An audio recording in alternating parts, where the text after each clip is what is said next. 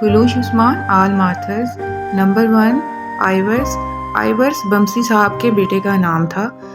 ये कुलूश उस्मान सीज़न 1 की पहली किस्त में ही उस्मान साहब के साथ एक मुहिम के दौरान शदीद ज़ख्मी हो जाता है। उस्मान साहब इसको कबीले लेकर आते हैं, लेकिन आइवर्स ज़ख्मों की ताब ना लाते हुए शहीद हो जाता है। आइवर्स बचपन से उस्मान साहब का बेहतरीन दोस्त और एक बेहतरीन जंगजू साथी होता है। नंबर 2 आयुल खातून। आयुल खातून उस्मान साहब के चचा दुंदार साहब की बेटी होती हैं। आयुल खातून बचपन से ही उस्मान साहब से मोहब्बत करती हैं, लेकिन उस्मान साहब बाला खातून की मोहब्बत में गिरफ्तार होते हैं, जिसकी वजह से आयुल खातून की शादी उस्मान साहब से नहीं होती। आयुल खातून की शादी अलीशार बे के साथ की जाती है, लेकिन उसने आयुल खातून के भाई बातूर को कत्ल कर देने की वजह से उस्मान साहब उसका सर कलम कर देते हैं। इसके बाद आयुल खातून पागल हो जाती हैं, लेकिन सुल्जान खातून आयुल खातून की इलाज के लिए उन्हें किसी दूसरे इलाके ले जाती हैं और उसके बाद उनको एक बेहतरीन जंगी ट्रेनिंग भी देती हैं।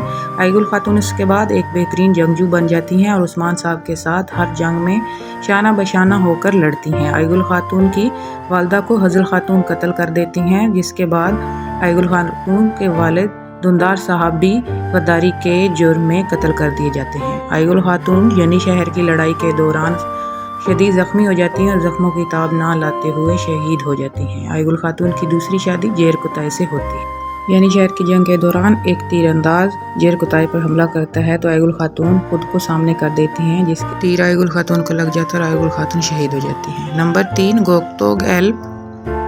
गोकतोग एल्प जो कि शुरू में एक मंगोल होता है, लेकिन बाद में उसको पता चलता है कि उसका तल्लक भी तुर्क कबाइल से है और वो एक मुसलमान है। इसके साथ ही उसको अपनी पहचान का इल्म हो जाता है। इसके बाद वो उस्मान साहब का एक बेहतरीन साथी बन जाता है और उस्मान साहब के साथ मुख्तलिफ जंगों में शाना बशाना लड़ता है। गोकतोग उस्मान साहब के एक बहुत ज़्यादा करीबी साथी कोनूर एल्प का भाई होता है। इसके साथ गोकतोग उस्मान साहब के साथ हर दम वफादारी का मुजाहरा करता है, जिसकी वजह से वो उस्मान साहब के लिए बहुत ज़्यादा अहमियत का हामिल होता है। कुलूश उस्मान के सीज़न 3 में गोकतोग एल्प की शहादत को दिखाया जाता है। जब उस्मान साहब को गिरफ्तार करके कोनिया ले जाया जा रहा होता है, तभी गोकतोग वहाँ से फरार होने में कामयाब हो जाता है, लेकिन गिहातू गोकतोग को गिरफ्तार कर लेता है और उस्मान साहब के सामने ले जाकर गोकतोग को शहीद कर देता है। वो कहता है कि ये मंगोल था, इसने हमारे साथ गद्दारी की है और इसलिए इसकी सज़ा मौत है। इस तरह गोकतोग एल्प की वहीं शहादत हो जाती है।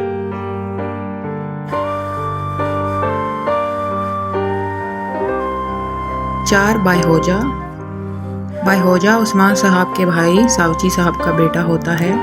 बायहोजा अपनी तालीम मुकम्मल करने के बाद काई कबीले वापस आता है। बायहोजा एक बहुत ज़्यादा जज्बाती बच्चा होता है और वो चाहता है कि वो भी हर तरह की जंगों में उस्मान साहब और उनके सिपाहियों के साथ शाना बशाना लड़े। बायहोजा के इस जंगी जुनून को देखकर उस्मान साहब एक मुहिम में बायहोजा को अपने साथ ले जाते हैं, जहाँ पर फ्लातियुस बायहोजा पर तीरों से वार करता है और बायहोजा शदीद ज़ख्मी हो जाता है और ज़ख्मों की ताब ना लाते हुए वो शहीद हो जाता है।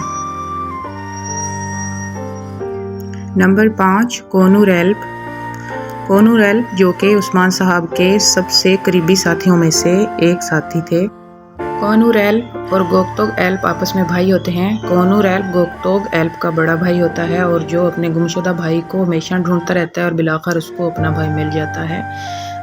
गोकतोग एल्प को मंगोल दोबारा पकड़कर कुछ इस तरह का जहर देते हैं, जिसकी वजह से वो अपना ज़हनी तवाज़ुन दोबारा से बरकरार नहीं रख पाता और अपने भाई पर ही हमला कर देता है, जिसकी वजह से कोनूर एल्प बहुत शदीद ज़ख्मी हो जाता है और इन ज़ख्मों की ताब ना लाते हुए कोनूर एल्प शहीद हो जाता है। नंबर 6 सलजान खातून। सलजान खातून उस्मान साहब की चची होती हैं। उस्मान साहब की वालदा के वफ़ात के बाद सलजान खातून उस्मान साहब और उनके भाइयों को अपने बच्चों की तरह पालती हैं। उस्मान साहब भी सलजान खातून से अपनी सगी माँ जितनी ही मोहब्बत करते हैं। सलजान खातून एक नहायत ही बहादुर, निडर और मजबूत खातून होती हैं। कुलूश उस्मान सीज़न 3 में सलजान खातून की वफ़ात हो जाती है। नंबर 7 बमसी बैरिक बे।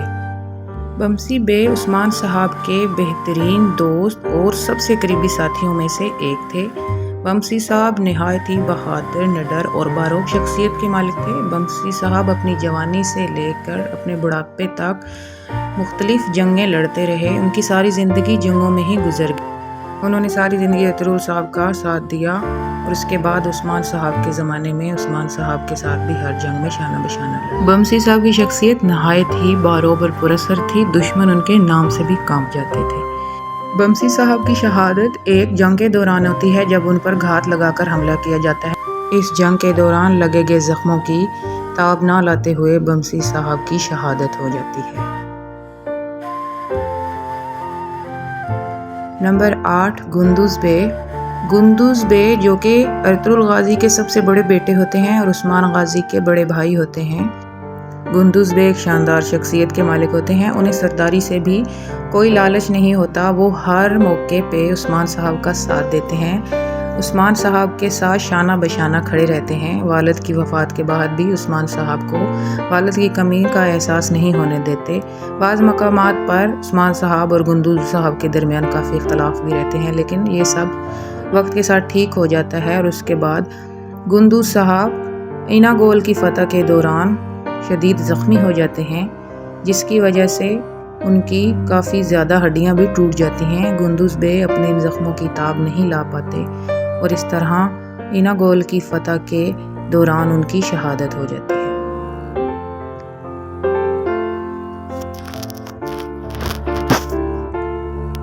نمبر 9 ساوچی بے۔ ساوچی بے ارطغرل غازی کے دوسرے بیٹے ہوتے ہیں اور عثمان صاحب کے اور گندوز صاحب کے بھائی ہوتے ہیں۔ ساوچی صاحب عثمان صاحب کے ساتھ ایک جنگ میں شرکت کرتے ہیں جہاں پر وہ شدید زخمی ہو جاتے ہیں اور ان زخموں کی تاب نہیں لا پاتے، جس کی وجہ سے ان کی شہادت ہو جاتی ہے۔ Number 10 Dumrul Alp. Dumrul Alp Osman صاحب کے قریبی ساتھیوں میں سے ایک ساتھی ہوتے ہیں جو بہت ہی بہادر اور نڈر ہوتے ہیں۔ دمرول ہر جنگ ہر مہم میں عثمان صاحب کے ساتھ شانہ بشانہ، اسی طرح ایک مہم کے دوران وہ شدید زخمی ہو جاتے ہیں جس سے ان کی شہادت ہو جاتی ہے۔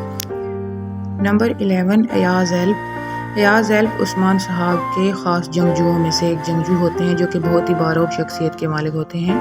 ایاز ایلپ پر فلاتیوس گھات لگا کر حملہ کرتا ہے جہاں پر ان کی ایک زبردست لڑائی ہوتی ہے اور اسی لڑائی کے دوران ایاز ایلپ شدید زخمی ہو کر شہید ہو جاتے ہیں۔ نمبر 12 ابو بکر۔ ابو بکر جو کہ پہلے ایک بازنطینی کمانڈر ہوتا ہے جس کا نام سلواڈور ہوتا ہے، یہ عثمان صاحب کا بہت بڑا دشمن ہوتا ہے اور بمسی صاحب کے بیٹے کو بھی یہی قتل کرتا ہے۔ بعد میں عثمان صاحب سلواڈور کو پکڑ کے بمسی صاحب کے پاس لاتے ہیں۔ بمسی صاحب سلواڈور کو معاف کر دیتے ہیں کیونکہ سلواڈور بمسی صاحب سے معافی مانگتے ہیں اور اسلام قبول کرنے کی درخواست کرتے ہیں، جس کے بعد وہ اسلام قبول کر کے بمسی صاحب کا بیٹا بن جاتا ہے اور عثمان صاحب کے لیے قلعے میں جاسوسی کا کام کرتا ہے۔ لیکن صوفیہ کو یہ علم ہو جاتا ہے کہ سلواڈور غدار ہے، وہ سلواڈور پر زہر آلود خنجر سے حملہ کرتی ہے جس کی وجہ سے سلواڈور شہید ہو جاتا ہے۔